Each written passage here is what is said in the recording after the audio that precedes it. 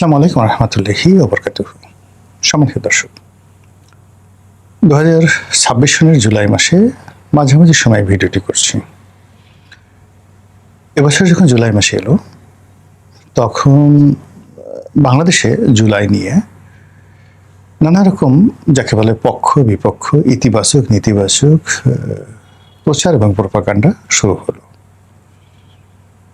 এবং অকথ্য, অশ্লীল এবং অশ্রাব্য যে বিষয়, সে বিষয়গুলো নিয়ে নারী এবং পুরুষ, যারা সেলিব্রিটি নন সেলিব্রিটি, সবাই মিলে বাঙালির ভিতরে যত অশ্লীলতা রয়েছে সেই জিনিসগুলো তারা এই জুলাইকে উপলক্ষ করে, জুলাই বিপ্লবকে উপলক্ষ করে, জুলাই যুদ্ধকে উপলক্ষ করে, জুলাই গণ অভ্যুত্থানকে উপলক্ষ করে তারা বলতে শুরু করলো।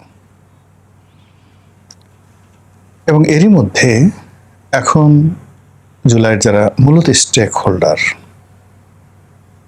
প্রধানতম এনসিপি, আর আড়ালে আবডালে থেকে জামাত এবং বিএনপি, তো সবাই আসলে এইবারের যে জুলাই, 2026 সনের যে জুলাই, সেই জুলাইটাকে অন্তত 2025 সনের মতো করেও ধারণ করতে পারছেন না। জুলাইয়ের যে নীতি এবং আদর্শ ছিল, যে স্বপ্ন ছিল, এর মোটামুটি 99% নষ্ট হয়ে গেছে জনাব ডক্টর মোহাম্মদ ইউনূসের জমানাতে। তিনি এই যে 18 কোটি মানুষের মধ্যে অলমোস্ট 17 কোটি মানুষের স্বপ্ন, আমি বলতে পারবো না 71 সনে আমার বয়স অত বেশি ছিল না, যার জন্য আমি যা কিছু 71 সন সম্পর্কে জানি সেটা হলো ইতিহাস থেকে। আর যেহেতু আমি ওই সময়টাতে গ্রামে ছিলাম, যুদ্ধ বলতে আমি যা কিছু দেখেছি ওটা আবছা আবছা, কিন্তু 24টা দেখেছি, তারপর 2006 সনের 1/11টা দেখেছি, 90-এর এরশাদ বিরোধী গণ আন্দোলন দেখেছি, 75-এর 15ই আগস্টের পট পরিবর্তন দেখেছি, 7ই নভেম্বর দেখেছি, জিয়াউর রহমান সাহেবের মৃত্যু দেখেছি, সাত্তার সাহেবের পতন দেখেছি এবং উত্থান দেখেছি। মানে তিনি নির্বাচিত হলেন, ওইটা আমি ইলেকশন করেছি, অর্থাৎ ডক্টর কামাল নির্বাচন করেছেন, তারপর যাকে বলা হয় কর্নেল এম.এ. ওসমানী নির্বাচন করেছেন, জিয়াউর রহমান নির্বাচন করেছেন, সাত্তার সাহেব নির্বাচন করেছেন। মানে এই নির্বাচনগুলোতে সুঙ্গা ফুকানো শুরু হয়েছে আমার সেই 79 সন থেকেই। তো যাই হোক, এখন যেটা বলছিলাম, যখন আমি এই সরাসরি রাজনৈতিক কর্মকাণ্ডগুলো করেছি, অর্থাৎ যখন জিয়াউর রহমান সাহেব আমাদের ফরিদপুরে গেছেন, সাত্তার সাহেব গেছেন, শেখ হাসিনা গেছেন 81 সনে, তখন মানুষের যে ওয়েব, সেটা আমি বুঝতে পেরেছি, যেটা 71 সনে আমি বুঝতে পারিনি, যেহেতু আমি ছোট ছিলাম। অন্যদিকে 2024 সনের জুলাই এবং আগস্ট পুরো সময়টি আমি মানুষের উত্তাপ, মানুষের মন এবং মানসিকতা এবং নিজের ক্ষোভ, কষ্ট, বেদনা, এই পুরো জিনিসটি এক পাত্রে করে আমি ঘুরতে পেরেছিলাম। এই কারণ হলো যে, প্রথমত আওয়ামী লীগকে আমি চিনি এবং জানি, এই দলটির একেবারে প্রথম থেকে, আমার রাজনৈতিক বোধ এবং বুদ্ধি হওয়ার পর থেকে এই দলের রাজনীতির সঙ্গে জড়িত। আমি যেখানে আমার জন্ম হয়েছে ওখানে আওয়ামী লীগ ছাড়া আসলে কিছু নেই। যেখানে আমি এমপি হয়েছি সেখানেও মানে এখনো পর্যন্ত আওয়ামী লীগ, আওয়ামী লীগ, আওয়ামী লীগ। তো আওয়ামী লীগকে কেন্দ্র করে একটা মানুষ যতটা কনজারভেটিভ হতে পারে, যতটা আবেগপ্রবণ হতে পারে, সেটা আমার মধ্যে ছিল। আবার এই এত আবেগ, এত ভালোবাসা নিয়ে একটা মানুষ কোন পর্যায়ে পৌঁছলে একটা দল ছেড়ে যেতে পারে, সেটা রাজ্জাক সাহেব, আব্দুর রাজ্জাক, যে দুঃখে তিনি আওয়ামী লীগ ছেড়ে বাকশাল করেছিলেন। আবার ডক্টর কামাল হোসেনের মতো মানুষ, মোস্তফা মহসিন মন্টুর মতো মানুষ। আপনি বাংলাদেশে মোস্তফা মহসিন মন্টুর মতো গ্র্যান্ড লিডার জন্ম নেয়নি। বঙ্গবন্ধুর সঙ্গে আমি মানে জিয়াউর রহমান এদের কথা বাদ, মানে যারা প্রধানমন্ত্রী হয়েছেন, রাষ্ট্রপতি হয়েছেন, তাদের কথা বাদ দিয়ে যদি আপনি নেতৃত্বের পর্যায়ে ধরেন, তাহলে 1 নম্বরে সারা বাংলাদেশে মোস্তফা মহসিন মন্টুর মতো এতটা দেশবান্ধব, দেশপ্রেমিক, কর্মী বান্ধব এবং গ্র্যান্ড লিডার, মানে যাকে বলা হয় একেবারে মহানেতা, আমি দেখিনি। কেউ নেই, নো ওয়ান।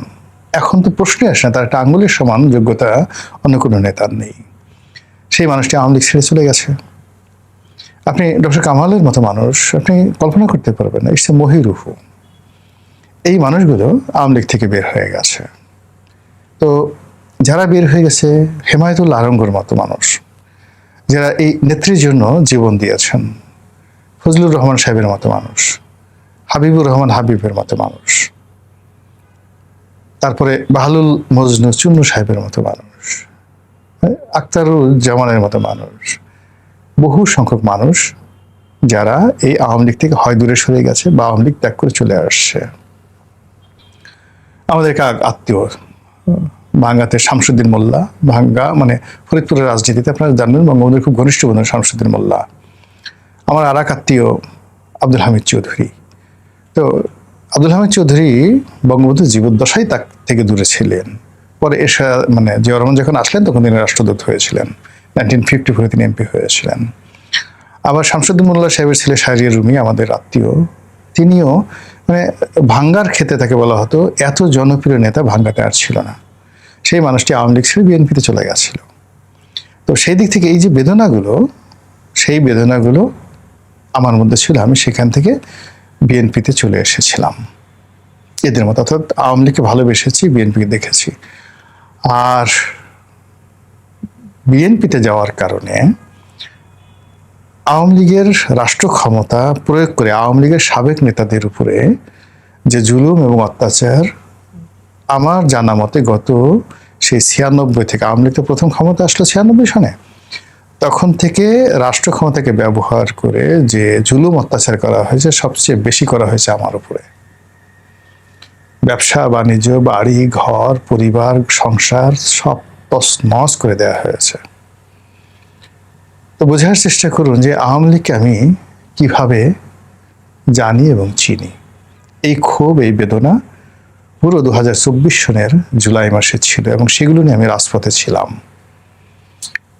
ফলে অন্যান্য যারা এসছেন তাদের কারো ক্ষোভ 2 বছরের, কারো ক্ষোভ 3 বছরের, কারো হয়তো শারীরিক ক্ষোভ আছে, মামলা হয়েছে, কিন্তু অর্থনৈতিক ক্ষোভ নাই, কিন্তু আমার হয়েছিল।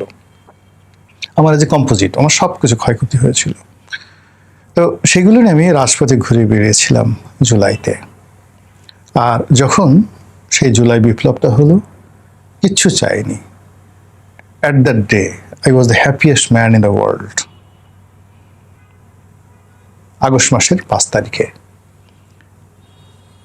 পুরো এরশাদ মানে জমানাতে যেভাবে আমি খুব কাছাকাছি এরশাদ সাহেবকে দেখেছি, আবার ডক্টর মোহাম্মদ ইউনূসের জমানায় যারা রাষ্ট্র ক্ষমতায় এসেছেন বা উপদেষ্টা ছিলেন তাদের সবার সঙ্গে আমার একটা ব্যক্তিগত সম্পর্ক ছিল। কিন্তু একজন উপদেষ্টাকে সিঙ্গেল একটা টেলিফোন করেছি, কোনো একটা সরকারি অফিসে গিয়েছি, একটা সিঙ্গেল তদবির করেছি বা আশা করেছি বা ধারের কাছে ছায়াটা পর্যন্ত মারায়নি, কিন্তু দূর থেকে চেয়েছি তারা ভালো করুন।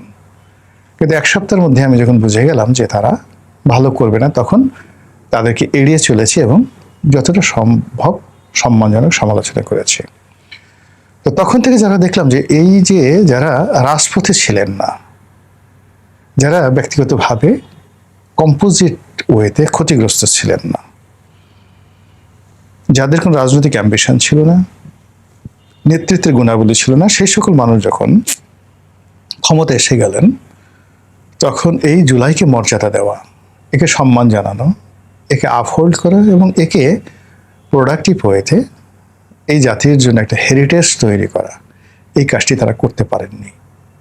যে সমস্ত লোকজন নিয়েছেন, কেউ অপদার্থ, কেউ চরিত্রহীন, কেউ ব্যক্তিগত জীবনে ব্যর্থ, কেউ আমেরিকার দালাল, কেউ অন্য দেশের দালাল, কেউ বইয়ের দালাল, এরকম মানে নানা রকম, যে এই গাছের ছাল, এই গাছের বাকল পচা মশা দিয়েছিয়ে, মানে ইলিশ মাছ যদি পচে, সুপারি যদি পচে, বিশ্রী একটা গন্ধ না, এইরকম একটা দুর্গন্ধময় পরিবেশ তারা সৃষ্টি করে ফেললো।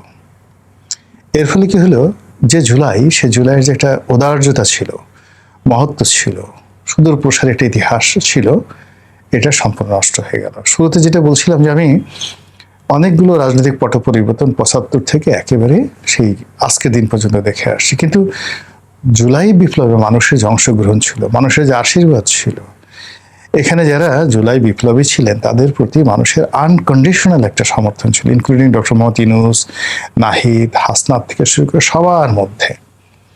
অবাক করার ব্যাপার হলো মাত্র এক সপ্তাহের মধ্যে এই জুলাই যোদ্ধারা সবার স্বপ্ন ভালোবাসা ভেঙে খান খান করে দেন। আর মিশন লিঙ্ক করার কারণে ডক্টর মোহাম্মদ ইউনূস নিজে এবং তার যারা উপদেষ্টা মণ্ডলী তারা সবাই মিলে এই জুলাইকে নিয়ে এতটা নাচানাচি কোলে নিয়ে এটাকে বিপ্লব বলবেন নাকি এটাকে যুদ্ধ বলবেন, এটাকে দেশের একমাত্র মুক্তিযুদ্ধ বলবেন না বিকল্প মুক্তিযুদ্ধ বলবেন। 24 জুলাই যে বিপ্লব বা জুলাই যুদ্ধ সেটা বড় না মুক্তিযুদ্ধ বড়, জুলাই যোদ্ধা বড় না 71 মুক্তিযোদ্ধারা বড়, এই বিষয়গুলো বিতর্ক তারা সামনে নিয়ে এলেন। নিয়ে আসার ফলে কি হলো, এই পুরো জুলাইয়ের যে গাম্ভীর্যতা সেই গাম্ভীর্যতাটা মাত্র 2 বছরের মাথায় এসে 2024 সনে ঘটনা ঘটল, 25 সনের একটা বছর গেল, এই 26 সনে এসে জুলাই মাসে এসে দেখেন আজকের এই অবস্থা কি। এখন জুলাইয়ের কান্না, জুলাই যোদ্ধাদের কান্না, বিপ্লবীদের কান্না, সেই কান্না রীতিমতো মহাকান্নাতে রূপান্তরিত হয়ে যাচ্ছে যখন শেখ হাসিনা হুমকি দিয়েছেন আমি আসছি। এই জুলাই যোদ্ধাদের হাত পা শরীর মনোমস্তিষ্কে এক ধরনের রসায়ন তৈরি হচ্ছে যখন তারা দেখছে রাজপথে আবার ছাত্রলীগ ফিরে এসেছে। তারা এই 2026 সনের জুলাই মাসে দেখছেন যে এই বাংলাদেশ এখন আর তাদের মতো 2025-এর মতো 2024-এর মতো আকর্ষণীয় নয়। এই পৃথিবীর কোনো মঞ্চ, পৃথিবীর কোনো জনপদ যেখানে বাঙালি আছে সেখানে এই জুলাই যোদ্ধা, জুলাইয়ের পক্ষে যারা লোকজন আছেন তাদের জন্য নিরাপদ নয়। যারাই বিভিন্ন জায়গাতে যাচ্ছেন, ইভেন এই সরকারের যে সমস্ত লোকজন আছেন, মন্ত্রী মিনিস্টাররা যারা মূলত এই জুলাইয়ের পক্ষে শক্তি ছিলেন, তারা সবাই দেশের মাটিতে বিদেশের মাটিতে পদে পদে অপমানিত এবং লাঞ্ছিত হচ্ছেন। কিন্তু এটা তো আমাদের চাওয়া ছিল না, এরকম একটা কিছু প্রাপ্তি হবে এটাও তো আমরা কল্পনা করিনি। কিন্তু কেন এরকম হলো? এর কারণ হলো যে আপনি যখন বাস্তবতা ভুলে কোনো একটা বড় জিনিসটা, একটি হাতিকে আপনি ইঁদুরের মতো ট্রিট করবেন আর একটি ইঁদুরকে আপনি ফুলিয়ে ফাঁপিয়ে হাতি বানানোর চেষ্টা করবেন, তখনই না থাকে হাতি, না হয় ইঁদুর। একইভাবে একটা জাতির বহু সংখ্যক ইতিহাস থাকে, শিল্প থাকে, সাহিত্য থাকে, গান থাকে, বাজনা থাকে। ওটাকে ধারণ করার জন্য আপনার পাণ্ডিত্য থাকতে হবে, লোক থাকতে হবে। আজ দেখেন ভারতে তারা রামায়ণ পড়ে, তারা মহাভারত পড়ে, তারা ঋগ্বেদ পড়ে, তারা মনু সংহিতাকে স্মরণ করে। তাদের 33 কোটি দেবতা, সেই 33 কোটি দেবতা নিয়ে তাদের কোনো সমস্যা হয় না। আর আমরা বাংলাদেশের 90% মুসলমান, ইসলামের 4 জন মহান খলিফাকে নিয়ে আমরা মারামারি করছি। আমরা ইসলামের 4টি মাযহাব নিয়ে মারামারি করে পাগড়ি খুলে একে অপরের দাড়ি টেনে আমরা রীতিমতো উলঙ্গ করে ফেলছি। আমরা নিজেদেরকে ও বেদাত, ও কাফের, ও মুনাফিক, ও মুশরিক বলে লাশ, কবর থেকে লাশ উঠিয়ে পুড়িয়ে দিচ্ছি।